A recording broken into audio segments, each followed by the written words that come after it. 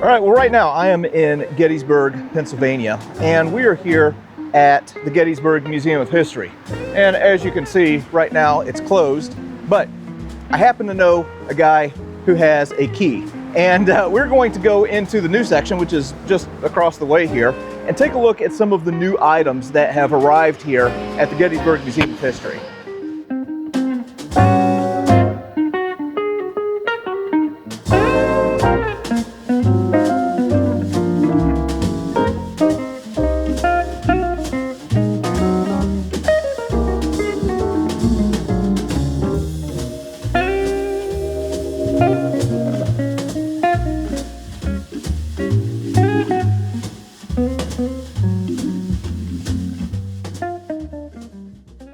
So we're going to do another What's New at the Museum video, which features some items that are not currently on display at the museum, but they're items that have come in and they're going to be part of the new museum. So we're trying to build some excitement with the new museum.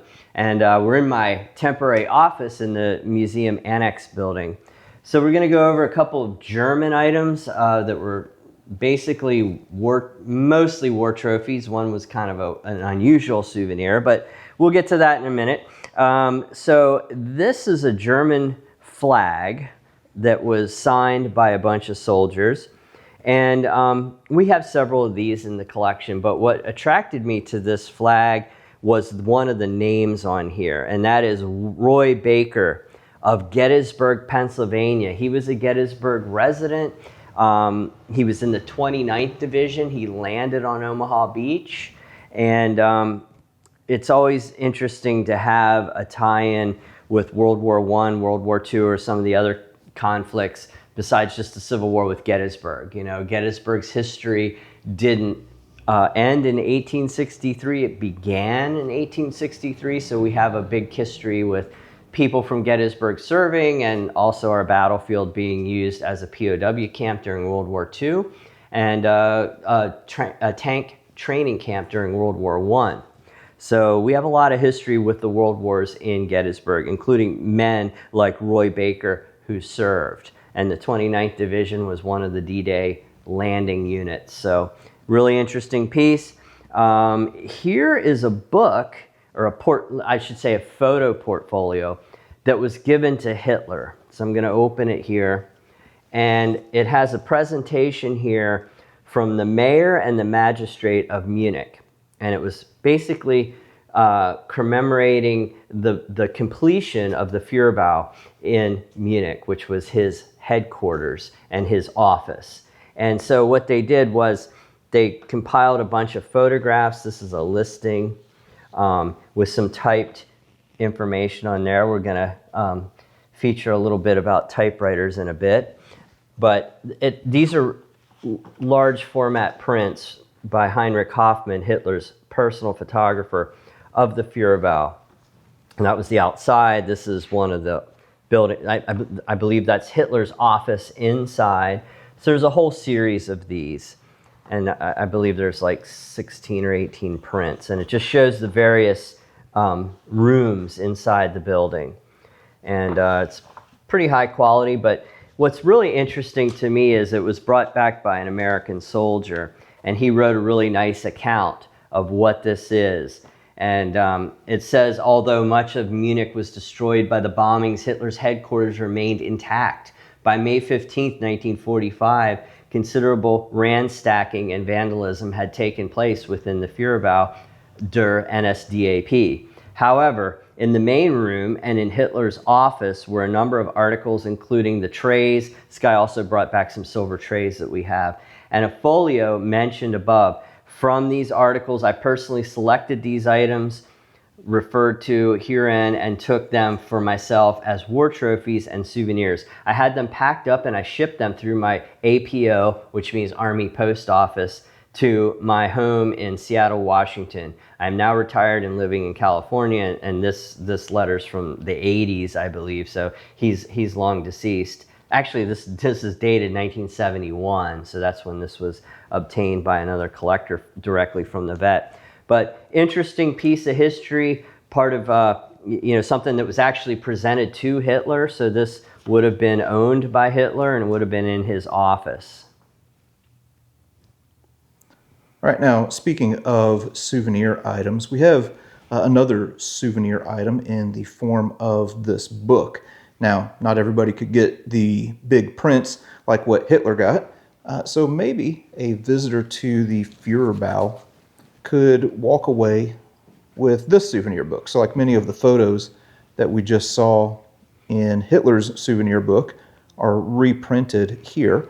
So people who came to the Führerbau, whether it would be you know, diplomats or people who were of high rank in some form or fashion, could show up, visit, and walk away with one of these. But here's something that's cool about this book, is that it is a double souvenir because a U.S. soldier ended up walking away with this and decided to have all of his buddies sign the book while they were over there.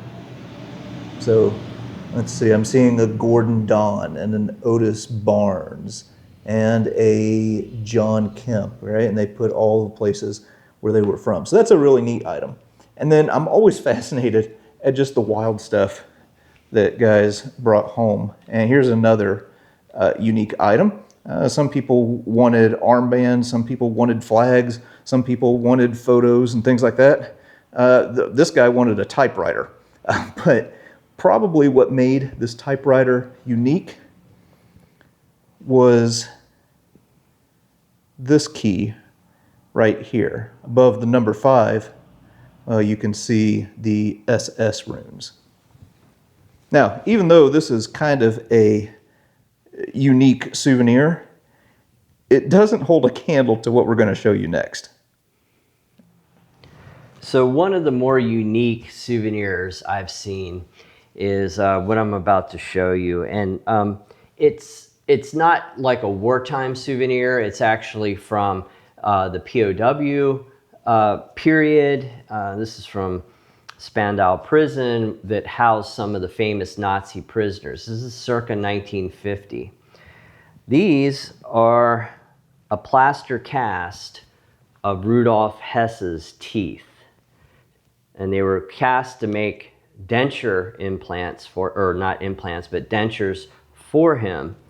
And it was done by a British soldier who was working in Berlin at the time. Now, Hess really didn't smile in photos. He was very self-conscious about his teeth, but you can see kind of there that one weird tooth. And he had like a plate made for that. And there's some photographs of this British guy named Private Johnson who is working on the teeth. But he was at the British military hospital in the area in Berlin, and this is a Christmas menu from that hospital. And I guess that hospital was tasked in doing some of the dental work for the prisoners at Spandau.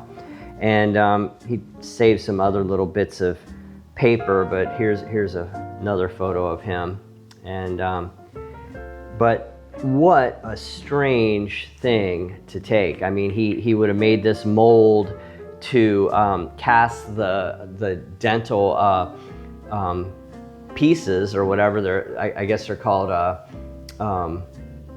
like denture plates, I believe they're called. A partial denture, not a complete denture, that would fill in where those missing teeth are here and here. But he thought enough to save it. You know, it's probably, you know, Hess was pretty famous, so he was working on Hess. Maybe he saved it to brag to his family that he actually did something that people would know. But it never ceases to amaze me why people save things. It's usually for a memory, so it was probably for his memory of working on this. But they were saved. Another collector had these, and they appeared on a forum a while back. And because we're kind of known for having unusual things, I asked him if he would ever consider putting them into the Gettysburg Museum of History along with our other items. And he declined at first, but after a while he decided to let us have them. But probably one of the most unusual World War II or post-World War II items that we have, Rudolf Hess's teeth.